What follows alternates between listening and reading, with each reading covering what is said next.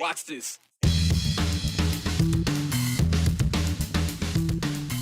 Another controversial appointment recommended to the Central District Health Board by the Ada County Commissioners because they wanted to go in a different direction. I think it's a sad day when this body would go against our medical community. Even Dr. Cole insists the nomination is not political, so we asked him why he keeps lining up that way with political misinformation propagandists, and if the phrase "follow the money" applies to him as well. We still call them America's greatest generation because, well, we still remember them that way. Sure, it's an honor for World War II veterans, but as that population dwindles, they're still being honored with another view from above. After weeks of public conversations, Ada County Commissioners made their decision today to select Dr. Ryan Cole to fill the vacant physician position on the Central District Health Board. That name may be familiar to you because Dr. Cole has been making a lot of headlines lately after announcing his candidacy for the opening. Dr. Cole currently runs his own testing laboratory in Garden City, and he previously received pushback from other medical professionals and the community as well after he made comments critical of the COVID-19 vaccine. We're going to have more on that coming up in just a bit. But soon after the decision was made today, we saw a lot of questions and comments from the community about this decision and why each commissioner voted the way they did. And so Joe Paris is in studio with us right now to kind of talk with us about that and kind of break it down and how this decision quickly created a controversy. Yeah, Brian, Dr. Cole was selected by Ada County Commissioners in a 2-to-1 vote earlier today, this morning. Commissioners Ron Beck and Ryan Davidson both voted in favor of Dr. Cole. Commissioner Kendra Kenyon was the lone no vote. Now, the decision now goes for an approval vote for commissioners in the CDH zone. That includes Valley, Elmore, and Boise counties. They'll need to approve the decision by a simple majority, and we'll keep you updated as that goes on. But the question we've seen from the community: why was Dr. Cole selected? Well, both Beck and Davidson spoke in favor of Dr. Cole, but made a strong case that their decision was based on input from the public. Commissioner Davidson said that the current health decision status quo is not working for this community, and Dr. Cole brings an alternative view to that. Here's a look at some of the explanations from Mr. Beck and Mr. Davidson on why they decided to vote for Dr. Cole. The vast majority of the emails we received, and from my own personal investigations, I would go to Dr. Cole if I had a medical issue. I would trust him thoroughly. I think he has some interesting ideas that we need to introduce into the public discourse. Basically since the pandemic has started, we've gotten the same message from the federal government, which is mask, social distance, vaccine. Mask, social distance, vaccine. And really that message hasn't changed. And even with that, our vaccination rates have kind of maxed out at approximately 60% is what the information we're getting. Commissioner Kendra Kenyon had a polar opposite view from those gentlemen, saying that she was, quote, adamantly opposed to having Dr. Cole selected. Now, Commissioner Kenyon touched on comments that Dr. Cole has made throughout the pandemic. Those include heavily critical statements against the mRNA COVID vaccines and the overall handling of the pandemic. Here are some of Kenyon's thoughts on why she did not support a vote for Dr. Cole. Dr. Cole, I think he brings the outsider view, like Commissioner Davidson said, to the table. And, I think that's needed. But again, I'll reiterate, not in this position. I think comments he's made calling the vaccine a clot shot, needle rape, saying vaccines are poisonous, they're killing our population, we have to stop them now. When he turns around, he makes money off of it and his own family's vaccinated. Just flies in the face of ethics to me. So I'm really disappointed. So when she just said that Dr. Cole was making money off the COVID situation, Commissioner Kenyon is referring to Dr. Cole's business operation, which in fact, in part, does process COVID tests. Now, it was clear that the top two choices for the opening were Dr. Cole and Dr. Sky Blue. Dr. Blue is an infectious disease expert and epidemiologist in the community, and he too saw large support from the community during this process. Now, Commissioner Kenyon had this to say to her fellow commissioners on their decision to select Cole over Blue. I think it's a sad day when this body would go against our medical community. St. Luke's has weighed in, St. Al's has weighed in, Primary Health has weighed in, the Veterans Administration or hospital has weighed in, numerous doctors have weighed in, that Dr. Sky Blue, the infectious disease expert, should be the #1 choice. The fact that we have an expert candidate who's willing to volunteer for this position and we're willing to overlook that in light of the fact that the entire medical community is behind this candidate is just, to me, it's a sad and disappointing day. Real quick, Kenyon did clarify that she meant a large majority of the medical community supported Dr. Blue, correcting the statement she did not mean the entire community. So why were Davidson and Beck against selecting Dr. Blue? Well, Davidson made it a point to criticize local health systems and their handling of the pandemic. Specifically, he criticized the move that some health providers have made recently, requiring staff to get a COVID vaccine to maintain their employment. The rationale is to keep vulnerable people needing treatment from getting a deadly COVID infection while at the doctor or hospital. Now, Davidson has a problem with that, and it factored into his decision. You know, that troubles me a lot. It troubles a lot of people in the medical community a lot. There's been a lot of protests going on. Yeah, that's my concerns with the medical community at the moment, is that they're leading us down a path, and I don't see Dr. Sky Blue as maybe standing up to that, where perhaps Dr. Cole will.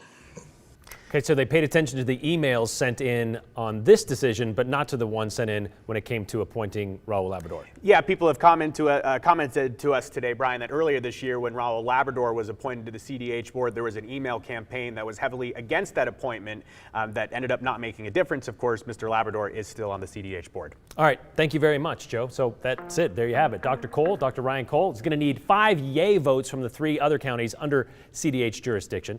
He's already received 2 from Ada County today, so 5 more would mean a majority of 7. Dr. Cole told us today, should it go through, it would be an honor, and he would be humbled to have the opportunity to serve the community this way.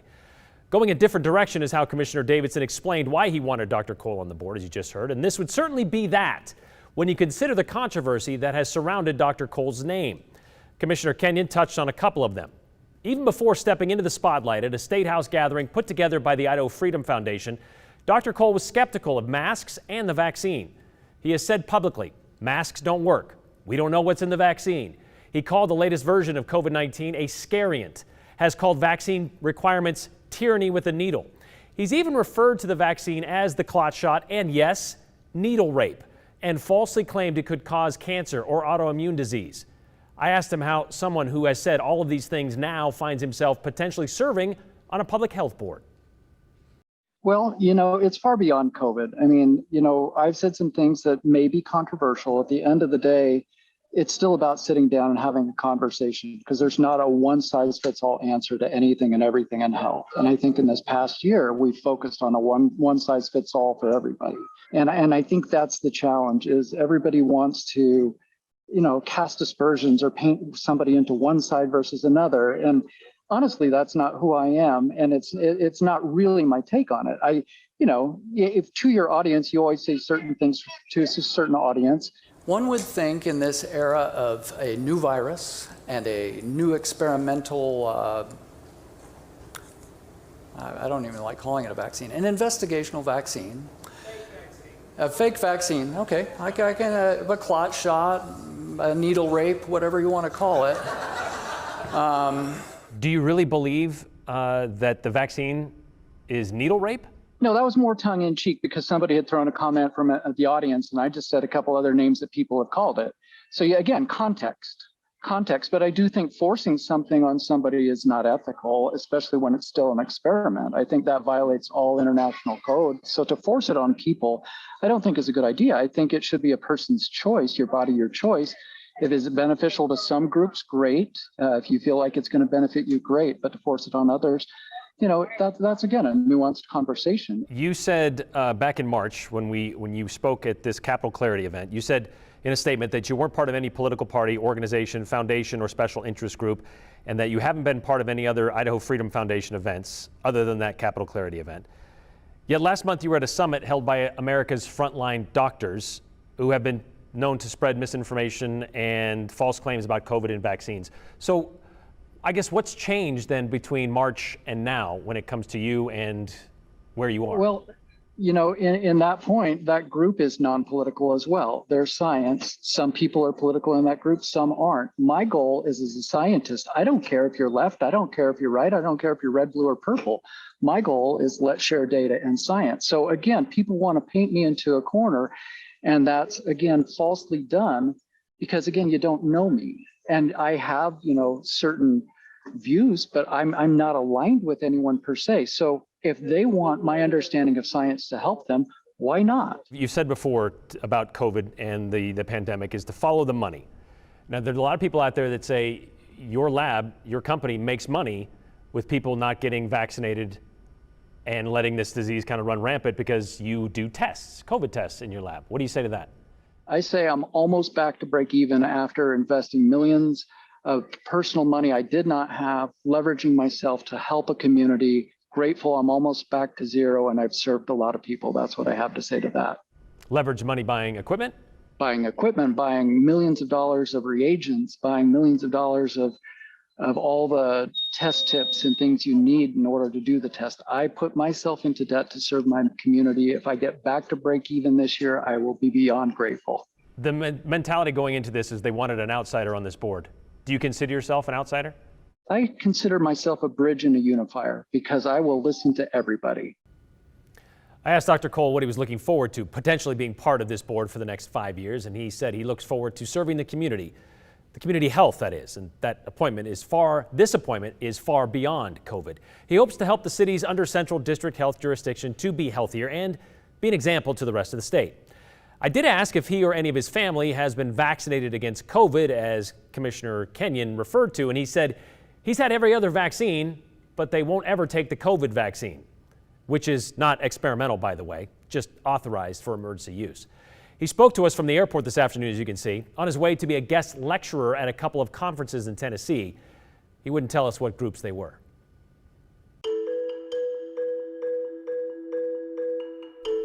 During World War II, he was in the nose of a bomber for hundreds of missions. Nearly 80 years later, this 97-year-old veteran from Weiser found himself flying high over the Snake River in a World War II-era biplane. But before we get to that story, let's make sure we're hearing from you. The number is on your screen for you to text us your questions, your comments, and yes, even your suggestions on how we can make the show better. 208-321-5614. Just be sure to include your name and the hashtag the 208. We're going to try to share as many as we can at the end. Let's go.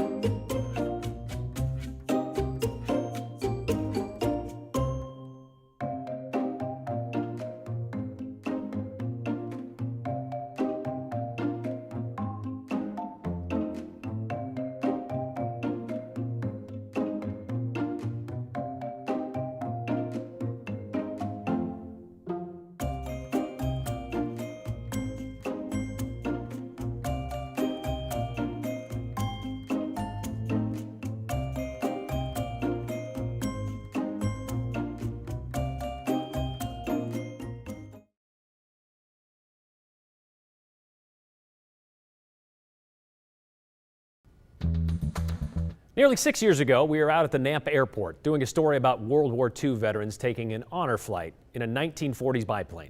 Back then, we told you, there were about 850,000 World War II veterans still alive in the United States.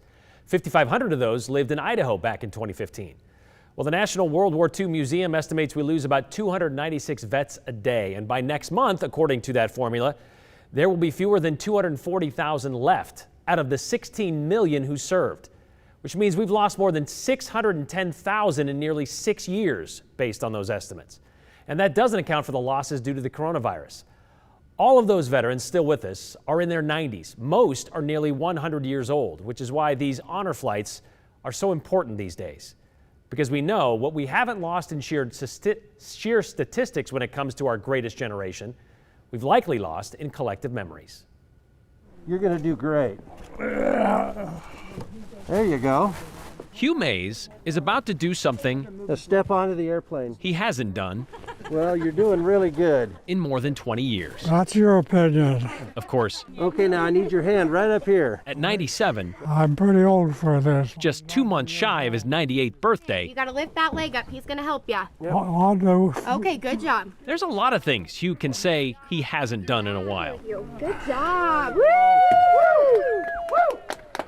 This kind of activity is a lot different than what Hugh's used to.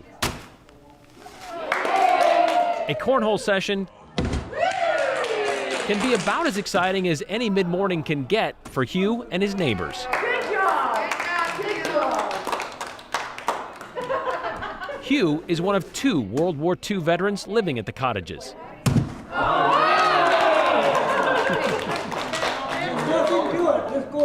That makes 2 of the about 1,800 still living in Idaho. Can we do this one more time? It's Can your you turn, play? Dad. It's your turn. But for Hugh and his fellow veterans, age isn't just a number. It's a testament to time, what they've spent, Oh, this is a long walk. It's a long walk? Yeah, it is. and what they've lost. Do you remember when you were in the military during the war? No. You don't remember when you were flying in the planes? Yes. You do remember the planes, Yes. and you were a nose gunner. In 1941, when America was pulled into World War II, Hugh was already working for the war effort, building planes meant for battle at Boeing. A year later, at 19, Hugh joined the Army Air Corps. He didn't make it as a pilot, but he sat pretty close to them in a B-24 Liberator. Nose gunner, yeah. And we were in action all the time. Anytime we were flying, we were ready to drop bombs if we had to. And if we thought somebody was going to bomb us, we took time to take a shot at them. Hugh flew hundreds of missions on the Pacific Front. Well, we did the same thing every day. We just had a job to do, and we did it. His daughter, Deborah, didn't hear much about it growing up. No, not much. I would ask questions, but he rarely brought it up. These days, Deborah wishes she had paid better attention when her dad did talk about them. He'd tell you these stories and everything, and my memory isn't as good as it could be either. And you just forget. Yeah? Yeah. You know about wartime now? Yeah, that's what we're talking about. Watching her dad deal with dementia has been almost as difficult for Deborah. She says it's been a slow decline for the last 5 years or so. I forgot a lot about it. I know. Huh? I know. Which is why this morning is almost as big a day for Deborah. Hey, Dad! Hugh is one of 6 Treasure Valley veterans taking part in this year's Dream Flight. Today, it's a 20-minute ride around the Weiser Airport in a 1942 Boeing Stearman biplane. And you'd think after a dangerous deployment in the exposed front of a bomber would make someone want to stay away from planes. Not Hugh. Well, he made planes. After the war, Hugh went back to work for Boeing and helped build the 747 in the 1960s. But even those memories seem too distant for Hugh. When you lose your memory, you lose who you are. So Deborah hopes a morning like this one might help Hugh find himself a little bit. And I just wanted something that would spark, give him a spark. A spark. Maybe a memory. I hope so. I just hope so. Even if just for a minute, it's worth it. I hope it sticks with him long enough he can talk about it for a while. Yay, Dad! Yay! You're still a flyboy, Dad. I hope he dreams about it. He'll probably be flying in the dreams. Hey, everybody look at me. I'm so proud of you. You did great. Was it fun? Oh, yes. You're my favorite pilot. I think all the fellas in World War II were heroes. You've got to autograph the plane, Dad. It just makes me feel so good that somebody else has singled him out for honors, because he deserves them. I'm so glad this worked out. Oh, good. I love it. Yeah, absolutely. I'm glad you're glad. I am. The Dream Flight program has taken more than 4,500 veterans on flights since its inception in 2011. Since they had to postpone all their flights last year due to COVID, they decided they're going to make up some ground this summer. So founder Daryl Fisher decided they would do Operation September Freedom. Using as many as 6 planes a day, they would fly as many World War II vets as they could from August 1st through September 30th. And in just about 2 weeks, they've honored nearly 230. August, September, it's a meaningful time for World War II buffs. That was when the Japanese surrendered to U.S. forces in 1945. It was announced 76 years ago this past weekend on Sunday that it was officially assigned, I should say, on September 2nd. Hugh Mays says he was there to witness that in Okinawa. Mays was discharged from the Army Air Corps, the predecessor of the Air Force in 1946, with a rank of sergeant. He's going to turn 98 on October 27th.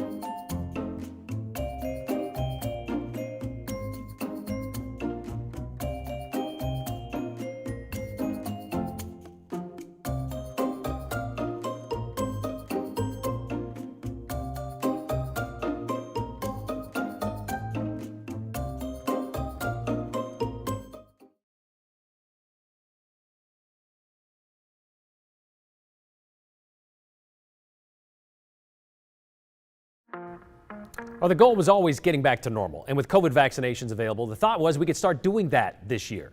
A good indication is how many major in-person events in Boise are back on the calendar, but not all of them.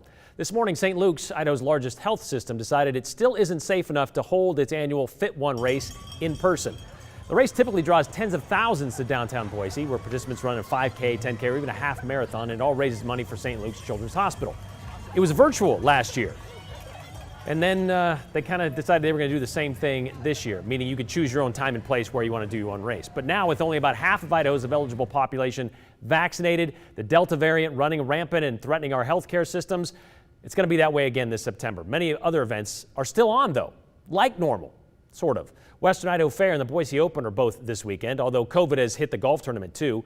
REO Speedwagon, a band that was scheduled to play Friday night, they're not going to do that anymore because, well, members of its touring family are recovering from COVID.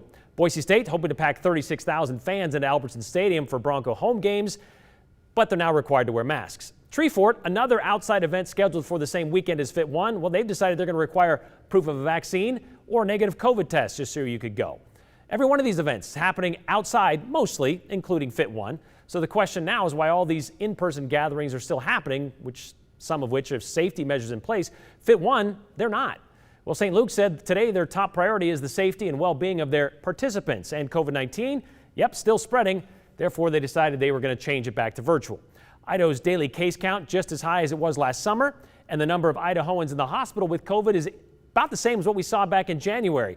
Because of that, St. Luke's decided, well, let's put this in-person gathering back to virtual.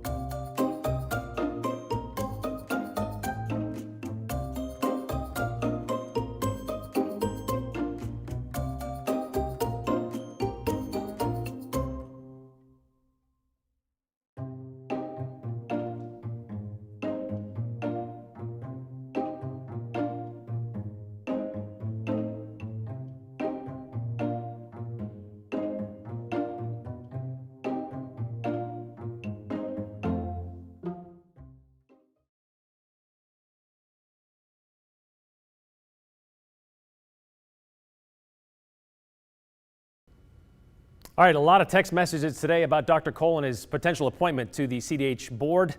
I wish we could get to them all, or at least one of them, but we're out of time. Sorry. See you tomorrow.